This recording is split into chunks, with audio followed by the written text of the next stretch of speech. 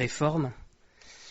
On a vu il y a 3 mois probablement la réforme qui a eu lieu du temps de Joas.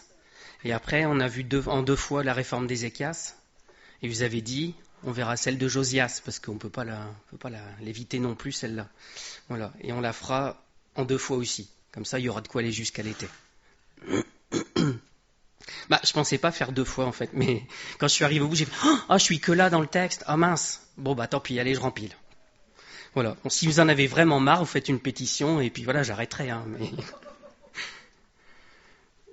c'est même pas sûr. Parce que si le Seigneur il met sur mon cœur, j'y peux rien. On est parti. Alors, je vais essayer de pas trop parler du nez. Donc la réforme de Josias. Allez, on peut en lire tout ce qui la concerne en 2 Chroniques 34 et le parallèle en 2 Rois 22 et 23. D'accord ? Alors, je vous ai juste fait un petit récapépète des rois de Juda. J'ai même pas tout mis sur ma feuille, comme d'hab. Donc, juste pour vous repérer où est-ce qu'on est un peu dans l'histoire d'Israël. On n'a pas vu tous ces rois-là, parce qu'ils n'ont pas tous fait des réformes. Mais voilà, ça commence avec Saül, David, Salomon. À sa mort, les royaumes se séparent en 2. Il y a des rois d'Israël, les 10 tribus qu'on appelle Israël. Et il y a les 2 tribus, Juda et Benjamin, qui restent ensemble sous les rois qui sont issus de David. Donc les rois qui suivent, c'est ceux issus de David qui règnent uniquement sur Juda et Benjamin. Donc après, c'est Roboam, Abijam, Asa, Josaphat. On aurait pu parler de Josaphat. Donc si on me fait rempiler avant l'été, je ferai sur Josaphat peut-être. Qui a été un bon roi, qui a fait aussi beaucoup de réformes. Après lui, Joram, Acasia, Joas, lui on en a parlé. Amathia, Osias, Jotam, Akaz, pour la plupart des mauvais rois. De toute façon, on a vu les bons rois à peu de choses près. Il n'y en a pas beaucoup. Les autres n'étaient pas terribles. Alors il y en a certains, ils se sont convertis sur la fin de leur vie. Voilà, d'autres n'étaient pas trop mauvais. Mais voilà, les grands réformateurs, c'est Josaphat, Joas dont on a parlé. Donc Ézéchias qui arrive après Akaz. Et donc Ézéchias qu'on a vu la fois dernière, son fils Manassé, qui est un très mauvais roi, qui règne pendant 40 ans, mais qui se tourne vers le Seigneur à la fin de sa vie. Après lui vient Amon, qui est mauvais aussi, qui règne pas très longtemps, et donc après lui on arrive à Josias, dont on va parler aujourd'hui. Alors on est vraiment à la fin du royaume de Juda en fait. La Babylone monte en puissance, la Syrie est en train de s'écrouler, et le royaume d'Israël, les 10 tribus du nord, elles ont déjà perdu contre la Syrie.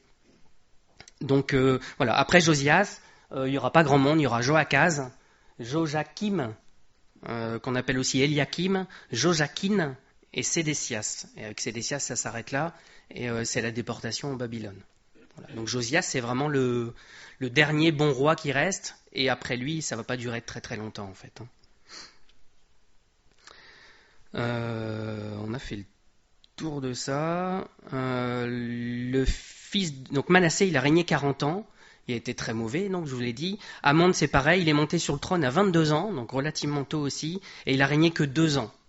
Et comment Josias arrive sur le trône ? En fait, le peuple, les serviteurs d'Amon le tuent, le mettent à mort, et mettent sur le trône Josias. Et donc c'est aussi pour ça qu'il arrive sur le trône relativement tôt, puisqu'on nous dit qu'il avait 8 ans lorsqu'il devint roi, et il régna 31 ans à Jérusalem. Donc dans des conditions un peu particulières, parce que les serviteurs ont fait tuer son père, et ils ont été mis à mort eux-mêmes après. Donc c'était réglé. Il arrive quand même dans une situation où c'est quand même réglé, il n'y a pas de vengeance à avoir. C'est déjà ça. Voilà, donc c'est 2 Chroniques 34, verset 1. Josias avait 8 ans lorsqu'il devint roi, il régna 31 ans à Jérusalem. La suite. Il fit ce qui est droit aux yeux de l'Éternel, et il marcha dans les voies de David, son père. Il ne s'en détourna ni à droite, ni à gauche. La 8e année de son règne, comme il était encore jeune, il commença à rechercher le Dieu de David, son père. Et la 12e année, il commença à purifier Juda et Jérusalem des hauts lieux, des idoles, des images taillées et des images en fonte. Donc 8 ans. Alors contrairement à Joas, si vous vous souvenez, Joas, il a été accompagné en fait. Il était presque sous tutelle de Jéhojada, le sacrificateur, qui l'a beaucoup aidé au début et qui l'a orienté dans la bonne direction. Et on a vu que quand Jéhojada il est décédé, Joas il est parti en vrille, il a fait même tuer le fils de Jéhojada et il s'est éloigné du Seigneur. Josias, on n'a pas mention de quelqu'un qui l'a aidé. Voilà, il apparaît comme ça. Alors, on mentionne son père, mais voilà, c'était pas terrible. d'un point de vue spirituel. On ne mentionne pas son épouse, on ne mentionne pas sa maman, on ne mentionne pas un sacrificateur à côté de lui qui aurait pu l'aider. Voilà, il n'y a rien. Et qu'est-ce qu'on voit? C'est que à 8 ans, il devient roi, et donc à la 8e année de son règne, donc quand il a ses 16 ans en fait, il commence à rechercher le Seigneur. Et c'est super encourageant de voir que le Seigneur, des fois, il utilise des gens, et des fois, s'il n'y a personne de disponible, il intervient lui-même en fait. Il a travaillé le cœur de Josias. Et ça m'a fait penser en fait au témoignage de Kevin, qui était là à une époque chez nous, où il n'y a eu aucune intervention humaine dans sa vie en fait. Il ne se souciait pas du Seigneur. Et puis du jour au lendemain, il conduit, il est sur la route, et pouf, il se met à pleurer dans sa voiture, il se met sur le côté, il s'arrête, il pleure, il est submergé par l'amour de Dieu. Et il se tourne vers le Seigneur comme ça. Et je trouve ça incroyable juste de ces témoignages où le Seigneur il agit tout seul en fait. Il n'a pas besoin de nous. Alors, il nous utilise quand même. Faut pas dire voilà, moi je fais rien, j'attends qu'il travaille. Non, il nous inclut dans son plan. Mais s'il n'y a pas d'autre humain à côté, s'il n'y a pas de possibilité, si c'est dans le plan de Dieu de faire comme ça, il peut intervenir directement et toucher les cœurs. Et c'est juste formidable de constater ça, de voir ce que le Seigneur y fait. Alors, on revient à notre texte. Ou pas? Pourquoi j'ai pris ça? J'ai raté une diapo. Voilà. Donc on revient à notre texte, vous n'avez pas la diapo, on va rester à ça. Donc la 8e année de son règne, vers 16 ans, il commence à chercher l'Éternel. Et on nous dit, la 12e année de son règne, donc vers 20 ans, il fait purifier le pays. Et après, un peu plus loin, on verra la 18e année de son règne, donc vers 26 ans, il fait purifier la maison de l'Éternel et il fait surtout organiser la plus belle fête de Pâques qui eut lieu en Jérusalem, en Juda. C'est un encouragement, je trouve. Alors, il y en a plein en fait, des comme ça, mais chez Josias, c'est marquant de voir qu'il est sur le trône à 8 ans et à 16 ans, il cherche le Seigneur. Et le Seigneur, il cherche des jeunes. Il cherche des jeunes. Ça ne veut pas dire qu'il ne prend pas les moins jeunes, comme nous aussi, mais il cherche des jeunes. Et un jeune qui se tourne vers le Seigneur, ça a quelque chose de beau, en fait, parce que c'est toute une vie qui sera le moins polluée possible par le passé, en fait. Parce que quand on se donne au Seigneur tardivement, j'ai souvenir aussi de José, son témoignage, pendant je ne sais plus combien, 40 ans, il s'est pas soucié du Seigneur, et on le regrette, en fait. On dit, mais pourquoi, Seigneur, il y a 40 ans de gaspillé, là. Et quand c'est quelqu'un qui se tourne au Seigneur à 5 ans, à 10 ans, à 15 ans, c'est pas beaucoup de gaspiller en fait. Et c'est tout le reste qui est gagné pour le Seigneur et qui sert au Seigneur. Donc c'est beau et c'est un encouragement pour nous de voir qu'il n'y a pas d'âge en fait. Il n'y a pas d'âge. Alors il y en a d'autres, il y en a d'autres des rois qui se sont donnés tôt, qui ont été tôt sur le trône, qui ont cherché le Seigneur tôt. Malheureusement, c'est pas un critère. Heureusement pour nous, mais il suffit pas d'être jeune. Il suffit pas d'être moins jeune non plus. On peut le tourner dans les deux sens. Je vous ai dit avant, Amon, il avait 22 ans quand il a régné, et ça a été un super mauvais roi. Donc voilà, il suffit pas d'être jeune et puis dire, du coup, je peux servir le Seigneur. Il faut être jeune et il faut aimer le Seigneur, il faut chercher sa face. La bonne nouvelle, c'est qu'on peut aussi être moins jeune et chercher sa face. J'insiste sur les jeunes, mais je nous mets pas de côté. Je peux plus dire nous quand je parle des jeunes, c'est moche, mais... Ézéchias, l'arrière-grand-père de Josias, dont on a parlé la fois dernière, il avait 25 ans. Quand il est arrivé sur le trône, quand il a cherché le Seigneur. Et je vous le répète, encore une fois, le premier jour, le premier mois, la première année, il a fait rentrer dans le temple, réparer les portes, nettoyer, tout ça. Donc 25 ans, et il est parti pour le Seigneur. Donc ça c'est chouette aussi. Bon, Manassé, il avait 12 ans quand il est monté sur le trône. Et ça a été une catastrophe complète. Donc bon, voilà. Il y a de tout, mais le Seigneur cherche des jeunes. C'est un point important pour moi. Alors, on revient à Josias. Est-ce que Dieu il s'est révélé directement à lui comme ça? Voilà, il a cherché le Seigneur, Dieu s'est révélé à lui, et puis voilà, tout est beau, tout est bien qui finit bien. Non. Parce que ce qu'on nous dit, c'est la 8e année, il commença à chercher l'Éternel. La 8e année de son règne, donc vers 16 ans. Et vers 20 ans, il fait purifier le pays. Et vers 26 ans, il fait purifier la maison de l'Éternel, il célèbre la Pâque. Et on a l'impression, quand on lit le texte, que c'est vers 26 ans qu'il a vraiment eu une révélation du Seigneur, et que ça a passé encore un cran dans sa vie, ce qu'il a fait pour le Seigneur. Donc il s'est peut-être écoulé 10 ans, en fait, où il a cherché le Seigneur comme ça. Alors il ne s'est pas tourné les pouces en attendant, il a fait purifier tout le pays, il en a fait des choses. Mais c'est un encouragement pour nous, en fait. C'est vrai qu'on peut dire, si tu cherches le Seigneur, il va se révéler à toi. Oui, c'est sûr et certain, il n'y a aucun doute à avoir. Mais ça ne veut pas dire qu'il va le faire instantanément, en fait. Il y a des fois, il laisse les choses travailler pour enfin se révéler. On pense aux témoignages, on va citer tous les témoignages de l'Église bientôt, mais d'Arlette, quelqu'un qui prie pendant combien d'années? Alors c'est pas elle qui cherchait, mais c'est quelqu'un qui cherchait pour elle finalement. Et il a fallu tant d'années que ça pour que ça aboutisse. Donc voilà, c'est un encouragement pour nous, ça, de se dire, voilà, si le Seigneur il répond pas tout de suite, continue à chercher. Ça peut prendre du temps, mais le Seigneur il a son plan. Et Ézéchias, on en reparlera, mais il a fait les choses à l'envers en fait par rapport à Josias. Alors c'est pas qu'il y a un bon sens ou qu'il y a un mauvais sens. Le titre de ma prédication serait pu être « Dieu rentre pas dans des cases ». Ézéchias, il a fait purifier le temple, et là, il y a une révélation, et il a continué à œuvrer pour le Seigneur. Josias, il fait l'inverse, en fait. Il cherche le Seigneur, et il fait purifier le temple à la fin. Et c'est 10 ans après qu'il a une révélation du Seigneur. Donc vous voyez, l'ordre n'est pas le même, en fait. C'est presque l'inverse. Donc, Dieu ne se révèle pas tout de suite à lui, il attend quelques années, et à partir de là, à 26 ans, on voit vraiment qu'il y a un cap et que là, il s'active encore plus pour le Seigneur. Et pourquoi je dis qu'il y a un cap? Parce qu'il prend conscience du jugement. On n'ira peut-être pas jusque-là aujourd'hui, mais à 26 ans, il fait purifier le temple. Et qu'est-ce qu'il trouve dans le temple? Le livre de la loi. Et quand il lit le livre de la loi, il fait « Oh, le jugement qui nous condamne tous. On est coupable, on a péché. » Et là, il prend conscience de son péché.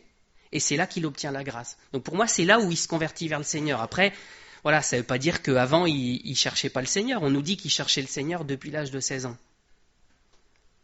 Mais il y a des étapes, en fait. Et là, dans Josias, on le voit bien. On voit à 16 ans, à 20 ans, à 26 ans. Et c'est intéressant parce que ça ne suit pas l'évolution. Alors, on le rabâche souvent, mais je veux insister. Dans nos vies de chrétiens, on pourrait dire, quand je regarde en arrière, tout doucement, il y a une petite évolution, quoi. On voit que je m'améliore. Ça s'apparente quand même fortement à l'évolution des espèces, quoi. C'est tout doucement, on a l'impression que ça va donner quelque chose. Mais ça, c'est faux.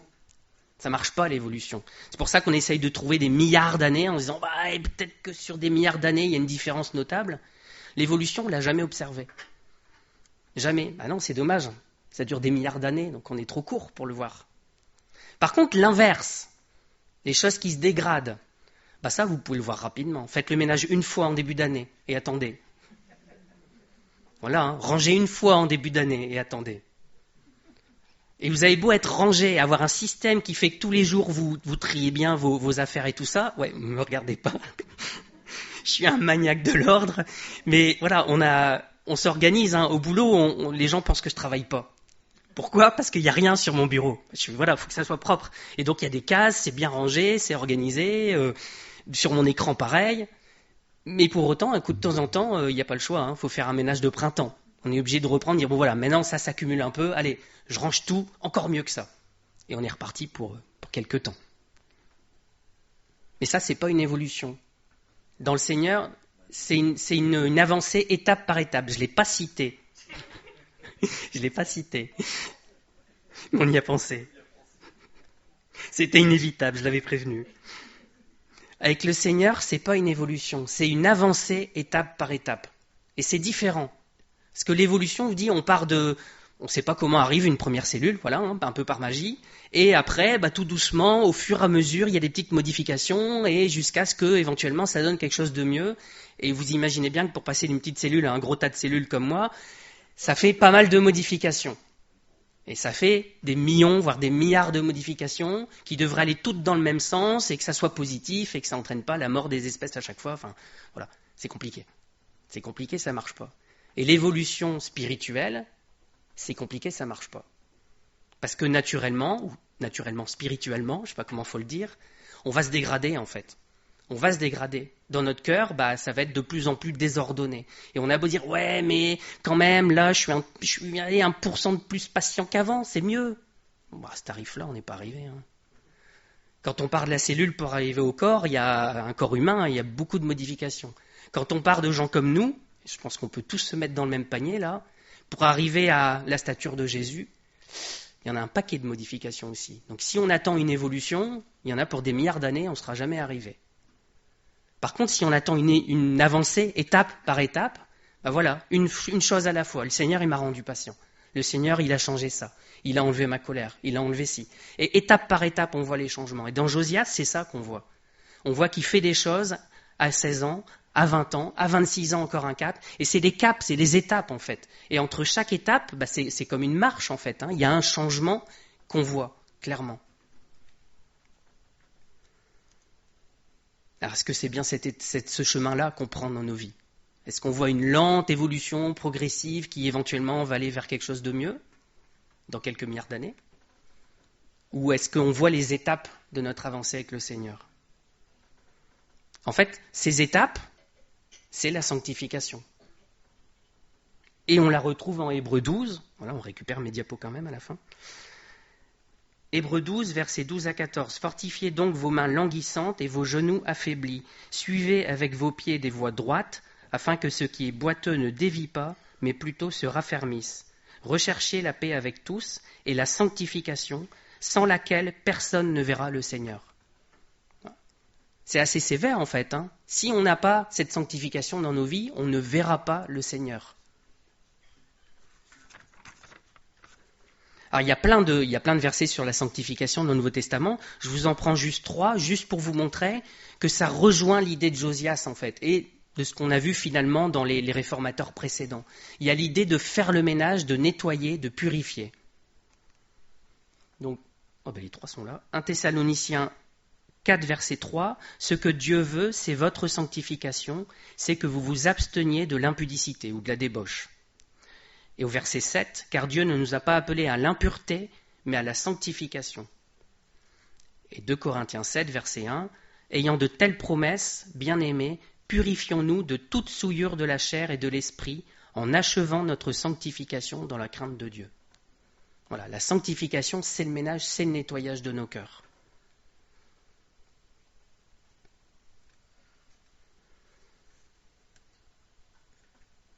Alors, le prenez pas mal, c'est pour moi, c'est pas grave, mais des fois, dans mes réflexions avec le Seigneur, je me dis, Seigneur, est-ce que je suis converti?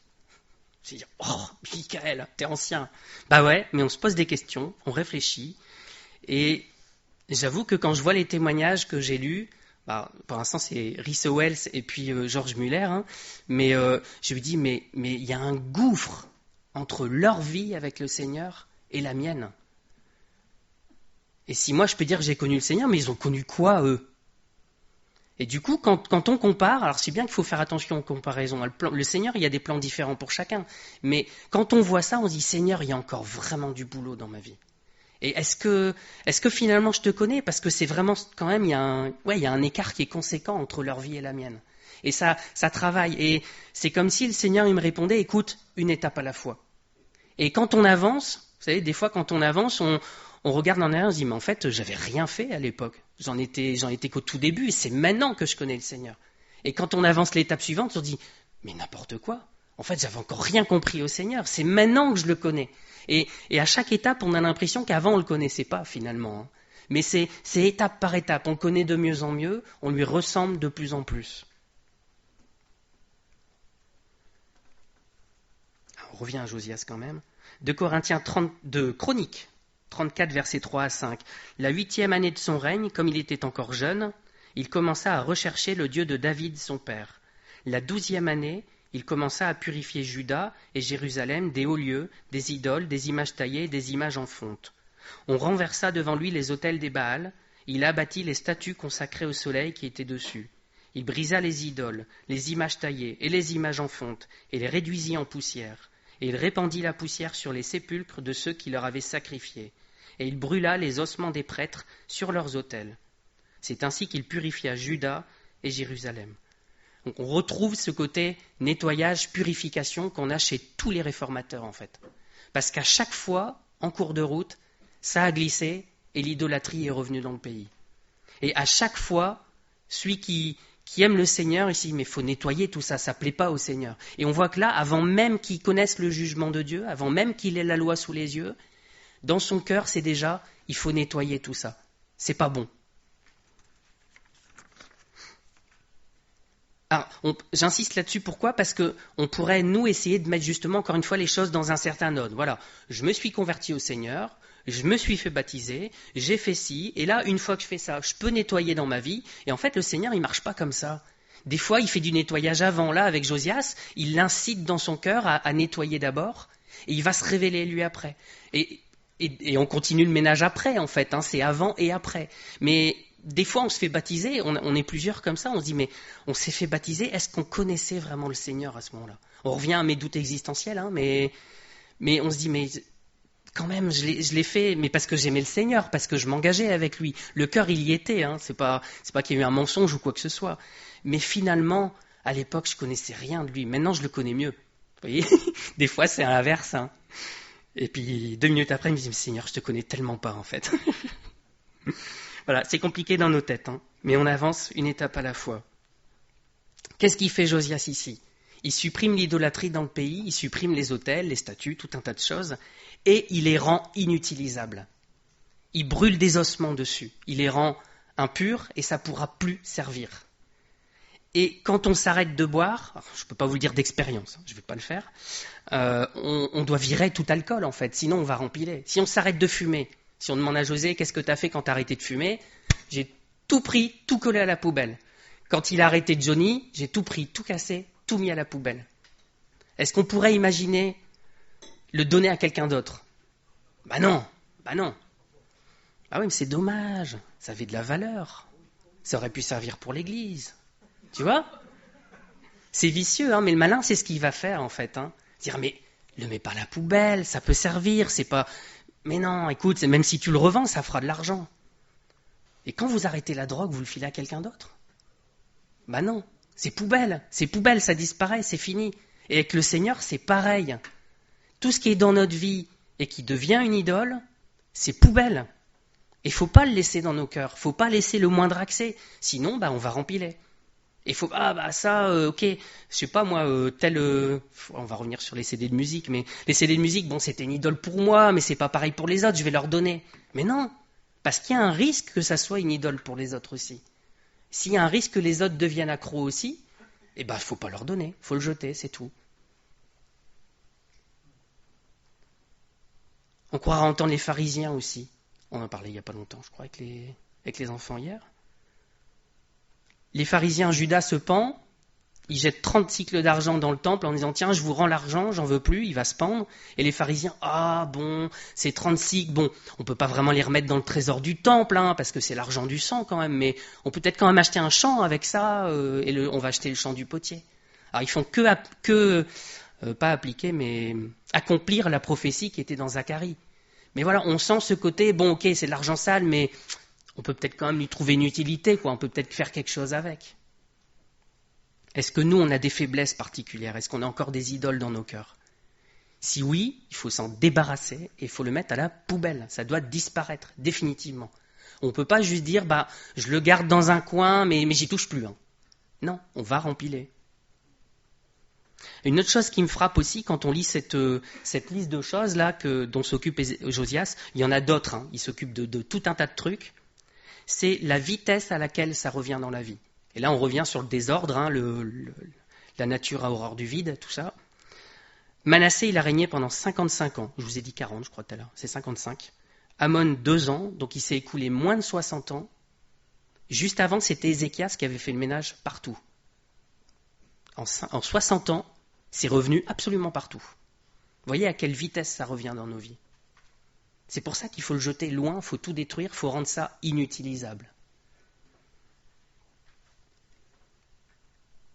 Alors la chance qu'on a d'un point de vue spirituel, c'est qu'on a quelqu'un qui s'installe chez nous, ça reste pas vide, et il fait le ménage au fur et à mesure. C'est le Saint-Esprit. S'il n'est pas là, on a beau faire le ménage, ça ne sert à rien. C'est dur à dire, mais ça ne sert à rien. Ça, c'est Matthieu 12. Jésus, il dit, voilà, lorsqu'un esprit impur est sorti d'un homme, il va par des lieux arides, cherchant du repos, il n'en trouve point. Alors il dit, je retournerai dans ma maison d'où je suis sorti. Et quand il arrive, il la trouve vide, balayée et ornée. Nickel, ménage impeccable. Il s'en va, il prend avec lui 7 autres esprits plus méchants que lui. Ils entrent dans la maison, s'y établissent, et la dernière condition de cet homme est pire que la première. Il en sera de même pour cette génération méchante. Pourquoi est-ce qu'il peut se réinstaller? Parce qu'elle est vide, parce qu'elle n'est pas remplie. Et même spirituellement, on a l'impression que la nature a horreur du vide. Donc les esprits reviennent, se réinstallent chez cette personne. Le seul moyen pour qu'ils ne se réinstallent pas, c'est qu'il y ait un nouveau propriétaire qui s'occupe de la porte et qui dise « dehors, tu ne rentres pas ». Et ce propriétaire, c'est le Saint-Esprit. Jean 14, versets 15 à 17. « Si vous m'aimez, gardez mes commandements, et moi je prierai le Père, il vous donnera un autre consolateur, afin qu'il demeure éternellement avec vous, l'Esprit de vérité que le monde ne peut recevoir parce qu'il ne le voit point et ne le connaît point. Mais vous, vous le connaissez, car il demeure avec vous et il sera en vous. » Et un peu plus loin, voilà, Jean 14, 23, Jésus répondit, « Si quelqu'un m'aime, il gardera ma parole et mon Père l'aimera. Nous viendrons à lui et nous ferons notre demeure chez lui. » Ça, c'est le cœur de Dieu, de venir dans nos cœurs, de s'installer, de prendre toute la place. Et il y a tant de versets, on va revenir à mes doutes existentiels, mais il y a tant de versets qui nous montrent que Dieu il veut demeurer en nous, qu'on est le temple du Saint-Esprit, qu'on est son habitation. Et est-ce que c'est ce qu'on vit ? Pourquoi je dis est-ce que c'est ce qu'on vit ? Parce qu'on peut très bien on peut se dire que c'est une théorie, une doctrine biblique, quelque chose, on peut s'en persuader. On peut dire, bah oui, je me suis donné au Seigneur, donc le Saint-Esprit il vit en moi. Bon, moi j'ai quelqu'un d'autre qui habite dans ma maison. Je peux vous assurer que quand il y a quelqu'un d'autre qui habite dans votre maison, vous le savez. Je vous refais pas un schéma. L'autre personne, elle s'installe, elle bouge vos affaires, elle met les siennes. Vous l'entendez parler, vous la croisez, vous la voyez.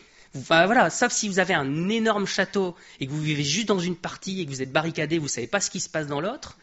Mais sinon, quand il y a quelqu'un qui vit dans la même maison que vous le savez.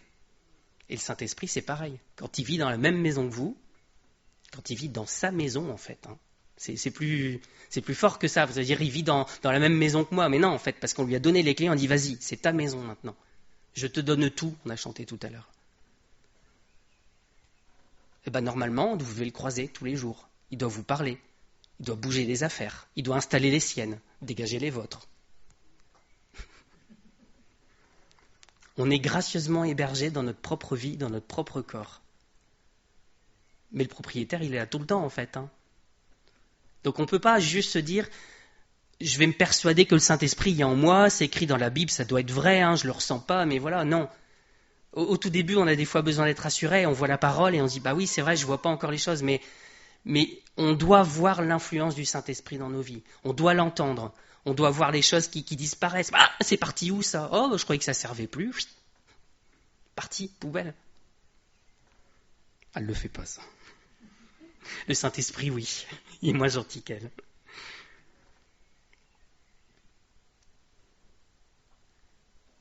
De Chroniques 34, versets 6 à 7. Dans les villes de Manassé, d'Éphraïm, de Siméon et même de Nephtali, partout au milieu de leurs ruines, il renversa les autels, il mit en pièces les idoles et les images taillées, et les réduisit en poussière. Et il abattit toutes les statues consacrées au soleil dans tout le pays d'Israël. Puis il retourna à Jérusalem. Toute sa vie, il a purifié le pays. Il n'a pas arrêté. C'est un travail continu, en fait. Je vous dis, sinon, si on arrête, ça finit par repartir dans le mauvais sens. Donc toute notre vie, on doit continuer à travailler, à nettoyer avec le Seigneur. Et ce qui est intéressant, c'est qu'il ne fait pas à moitié. Parce que des fois, on est un peu léger, quoi. On est un peu timide. On dit, bah ouais, bon, ça fait 10 ans qu'on n'a pas viré un truc dans ma vie, Seigneur, allez, si on faisait quelque chose. Je caricature un peu, mais voilà. Comme on voit des très très lentes évolutions, normalement, le Seigneur, nettoyage de printemps, tous les printemps, il vire des trucs. Et là, Josias, son pays, je vous l'ai dit tout à l'heure, son royaume, c'est Juda et c'est Benjamin.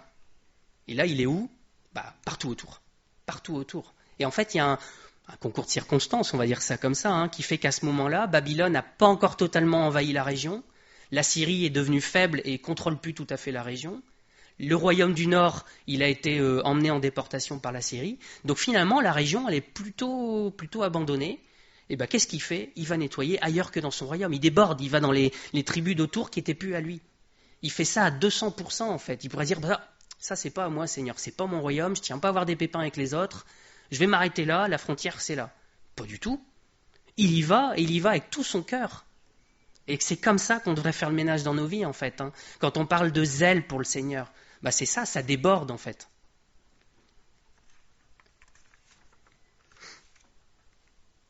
La 18e année de son règne, Après qu'il eut purifié le pays et la maison, il envoya Shaphan, fils d'Atsalia, Maazéia, chef de la ville, et Joach, fils de Joachaz, l'archiviste, pour réparer la maison de l'Éternel son Dieu. Et on en arrive là, enfin, la 18e année de son règne, à ses 26 ans, où il purifie le temple. On se dit, mais n'importe quoi, il aurait dû faire ça en premier, c'est le truc le plus important, quoi. Et c'est là où je dis, Dieu, il rentre pas dans des cases, il fait les choses dans un certain sens pour les uns, il fait les choses dans un autre sens pour les autres, et peu importe, il fait les choses, en fait. Le plus important, c'est que ça avance. Et Ézéchias, il a fait l'inverse, il a d'abord purifié le temple, Josias, lui, il termine avec le temple, on a l'impression.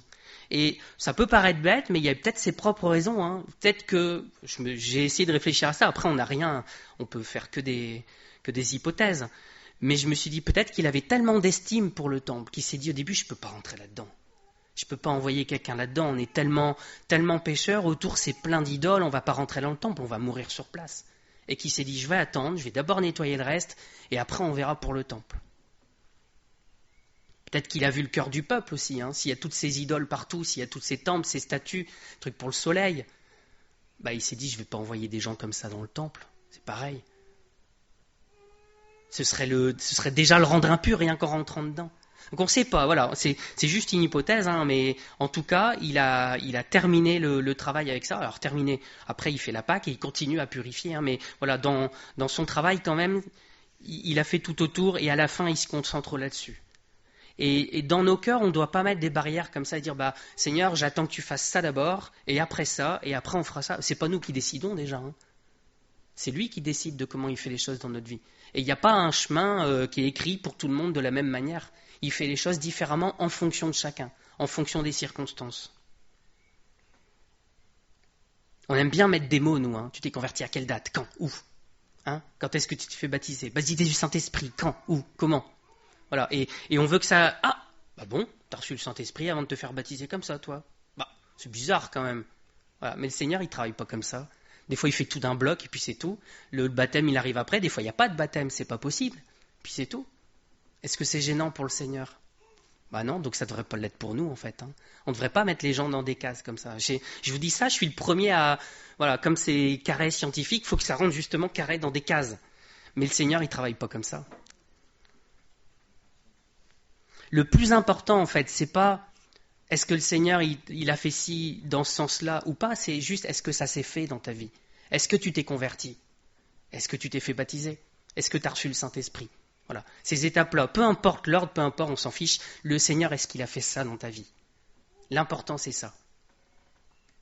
Alors, je vais passer rapidement sur les versets qui décrivent le nettoyage du temple. Hein. Après, c'est pas que c'est inintéressant, mais je vais arriver à d'autres versets qui m'intéressent plus. Et on a déjà vu le nettoyage du temple avec Ézéchias. En fait, il y a beaucoup de points similaires entre tous ces récits. Et on voit que quand il y a une réforme, quand il y a une révélation du Seigneur qui est liée à une réforme, en fait, hein, on voit ces choses-là qui reviennent, en fait, chez les trois personnes qu'on a vues. Le nettoyage du temple, la purification, le zèle, le fait de sacrifier, le fait de faire une alliance aussi, on ne le verra pas aujourd'hui, mais Josias, quand il reçoit le jugement, il envoie voir une prophétesse, elle lui répond, et qu'est-ce qu'il fait? Il fait une alliance entre lui et Dieu, et entre le peuple et Dieu. Et ça, on l'a vu avec Joas, et on l'a vu avec Ézéchias. C'est un point commun à toutes les réformes, l'alliance avec le Seigneur. Je me perds là-dedans. 2 Chroniques 34, versets 12 et 13. Donc, ces hommes agirent avec probité dans leur travail. Ils étaient placés sous l'inspection de Jachat et Abdias, lévites d'entre les fils de Merari, et de Zacharie et Meshulam d'entre les fils des Kéatites. Tous ceux des Lévites qui étaient habiles musiciens surveillaient les manœuvres et dirigeaient tous les ouvriers occupés aux divers travaux. Il y avait encore d'autres Lévites, secrétaires, commissaires et portiers. Alors juste deux choses là-dessus. Hein.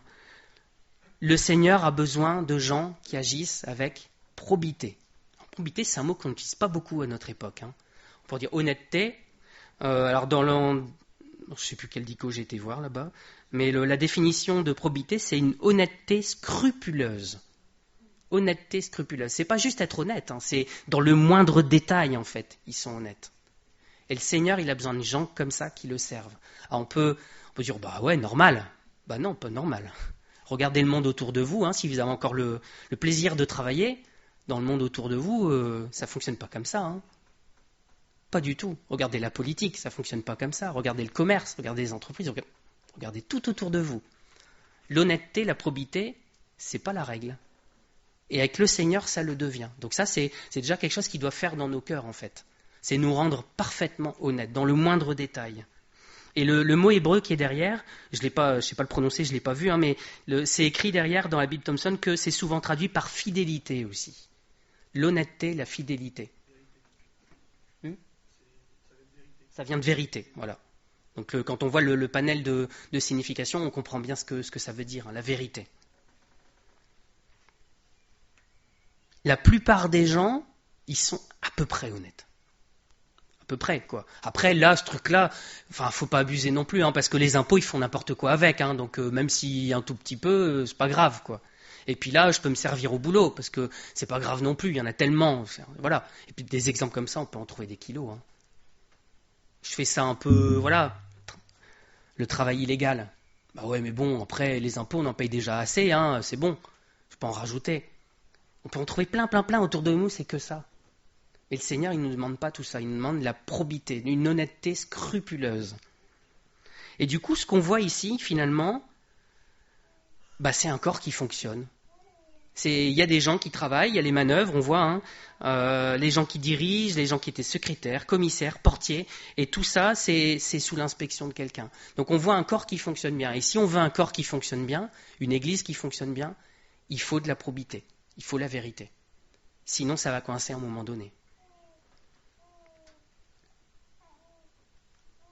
En Tite 2, Paul, ce qu'il dit, c'est « Exhorte de même les jeunes gens à être modérés, te montrant toi-même à tous égards un modèle de bonnes œuvres et donnant un enseignement pur, digne, une parole saine, irréprochable, afin que l'adversaire soit confus, n'ayant aucun mal à dire de nous. » J'ai souligné là-bas aussi, hein. Te montrant toi-même à tous égards un modèle de bonnes œuvres, il faut donner une parole irréprochable et que l'adversaire n'ait aucun mal à dire de nous. Voilà. C'est pas juste de l'Ancien Testament, hein, la probité, ça se retrouve dans le Nouveau. Et ça m'a marqué, en fait, après coup, en me relisant encore le message hier, j'ai dit, mais c'est quand même intéressant, hein, parce que tous ceux des Lévites qui étaient habiles musiciens, ils étaient musiciens, ils se retrouvent à faire quoi? Ils se retrouvent à surveiller les manœuvres, à diriger les ouvriers occupés aux travaux. Faut dire, Seigneur, c'est pas mon boulot, ça. Moi, je suis payé pour faire, ou pas d'ailleurs, je suis là pour faire de la musique, et pas surveiller les travaux. Le Seigneur, des fois, il nous prend, il nous dit, tiens, tu fais ça. Ouais, mais c'est bizarre ça, c'est pas ma qualification. T'embête pas, je vais te qualifier, je vais te donner les compétences. Parce que ça aussi, on peut dire, tiens, un tel, il est bon dans ça, ce serait bien qu'il serve le Seigneur comme ça. Ouais, mais on met encore les gens dans des cases. Voilà, parce qu'il a ce profil-là, il va servir le Seigneur comme ça et pas autrement. Non, ça se trouve, le Seigneur, il va lui faire l'inverse. Voilà. Parce que c'est dans son plan, parce que c'est comme ça qu'il l'a prévu.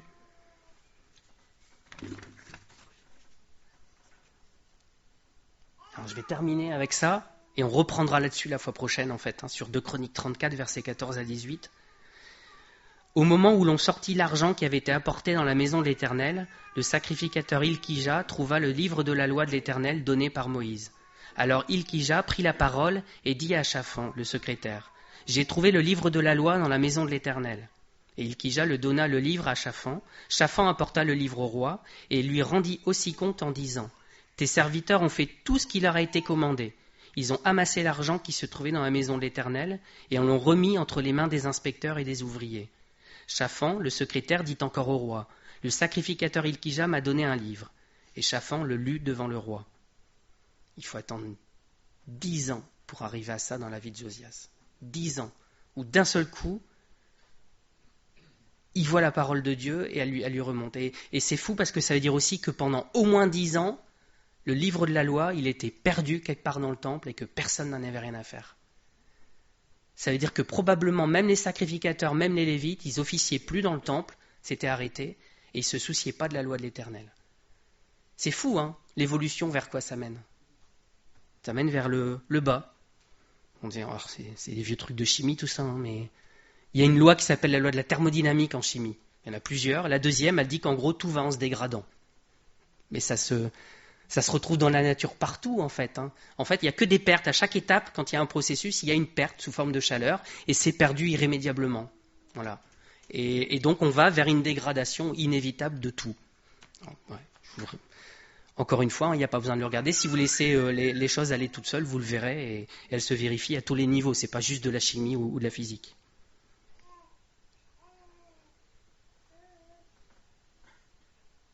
On ne sait pas qui y avait à l'époque. On sait qu'il y a une prophétesse, puisque Josias il va envoyer quelqu'un voir cette prophétesse. Peut-être que Jérémie commençait à prophétiser à ce moment-là. C'est pas sûr. C'est quelque part pendant Josias. Donc on ne sait pas trop si à ce moment-là il prophétisait, s'il était en Jérusalem ou pas. Mais sinon, on a l'impression que personne ne se soucie de l'Éternel et que la voix de l'Éternel, elle est éteinte à ce moment-là. Et donc c'est Dieu qui prend un gamin de 8 ans, qui le met sur le trône, et qui lui met dans le cœur de tout purifier et d'aller retrouver la loi. Et quand il sort ce livre de la loi, je ne vous l'ai pas pris ici, mais ça ne s'arrête pas là. Il dit « Ah ouais, la loi, cool, maintenant je vais pouvoir la lire tranquillement, au moins je sais en quoi je crois. » Enfin voilà, je faisais un peu au pif, mais maintenant je sais où je vais. Non, il lit ça, il déchire ses vêtements. Il s'humilie devant le Seigneur et dit « Mais qu'est-ce qu'on a fait ? Qu'est-ce qu'on a fait ?» On doit en arriver là, en fait, dans nos vies. On doit en arriver à « Seigneur, qu'est-ce que j'ai fait ? Qu'est-ce que moi et mes pères on a fait ? Qu'est-ce que moi et les gens dans le pays on a fait ?» Là aussi, pas besoin de faire un schéma quand vous voyez ce qui se passe. Et on doit s'humilier devant le Seigneur. La parole de Dieu, je pense qu'elle nous amène toujours à ça, en fait. Elle nous amène à nous humilier devant le Seigneur. Et après, il nous restaure, après, il fait les choses. Mais la première étape, alors, je ne veux juste pas encore une fois remettre des cases et dire la première case, c'est ça. Parce que le Seigneur, il fait les choses différemment dans les cœurs. Mais quand même, on doit toujours arriver à un stade où on s'humilie devant lui et où on pleure sur ce qu'on a fait sur notre état. Je veux nous encourager ce matin, avec cette réforme de Josias, de continuer le nettoyage dans nos cœurs, continuer à purifier, mettre tout ça à la poubelle le plus loin possible. Il ne faut pas y revenir. Il ne faut pas y revenir. Et chercher le Seigneur. Peu importe si c'est dans 1 an, dans 2 ans, dans 5 ans, dans 10 ans qu'il se révèle, il connaît ses plans pour chacun. Peut-être que ce sera en sortant. Mais il va se révéler. C'est juste une question de temps. Et qu'on puisse vivre la communion avec le Seigneur et se dire « Ah, je ne t'avais pas connu en fait, Seigneur. Maintenant, je te connais vraiment comme je dois te connaître. Maintenant, ton Saint-Esprit, je le vois tous les jours il me parle. Je le croise, il me dit de faire ça, il change, il fait ça. Et je vois l'amélioration dans ma vie. Et ce n'est pas une évolution, c'est une avancée, une sanctification, étape par étape. Amen. Seigneur, merci pour ta parole, merci pour toutes ces réformes qui sont passionnantes, qui nous mettent au défi aussi d'agir dans notre vie, de ne pas rester assis en disant « je me suis converti, c'est bon, c'est terminé ». Seigneur, tous ces rois, ils ne se sont pas arrêtés là, ils ont continué d'avancer, continué de purifier. Et Seigneur, ils ont eu des révélations de ta part. Et mon cœur, c'est ça, Seigneur, c'est de chercher ta face. Seigneur, de croire que je ne t'ai pas encore assez connu, de te connaître mieux. Seigneur, de croiser ton Saint-Esprit tous les jours. Pas qu'il me parle une fois toutes les semaines, tous les 15 jours, ou je ne sais pas. Mais Seigneur, tous les jours, je veux le croiser, je veux discuter avec lui. Et je veux qu'il me fasse ressembler à toi. Et Seigneur, ma prière, c'est aussi celle pour mes frères et sœurs. Que tu agisses dans les cœurs. Seigneur, que tu te révèles et tu puisses faire une œuvre magnifique. Amen.